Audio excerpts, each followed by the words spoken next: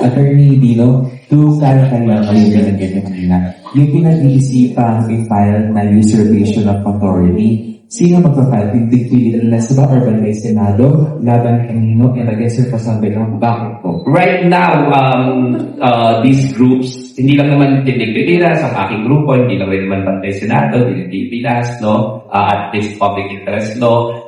Basically, all these groups, we are now in consultation. But definitely, with me, I am already in the preparation of mine. No, I cannot speak for the group yet because we are still deliberating, but I am already in the process of drafting together with several volunteer lawyers, young lawyers, who we call our group kasi angry lawyers.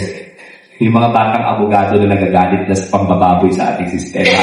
Kaya po lahat, hindi ko naman po kaya lahat ito mag-isa na nagka-draft. Mahirap po mag-draft Mahirap pagandahin ang mga pleading, di ba? So, may grupo po tayo ng mga angry lawyers who are drafting and preparing. As to who will be exactly the complainants, we are settling it this week and we will make announcements in due course. Against kanina, sir? Yung mga nag-attend doon sa Peking Blue Ribbon Committee, but particularly nagpatawag ng si Pia Cayetano, si Marcoleta with the imprimatur of the fake Senate President.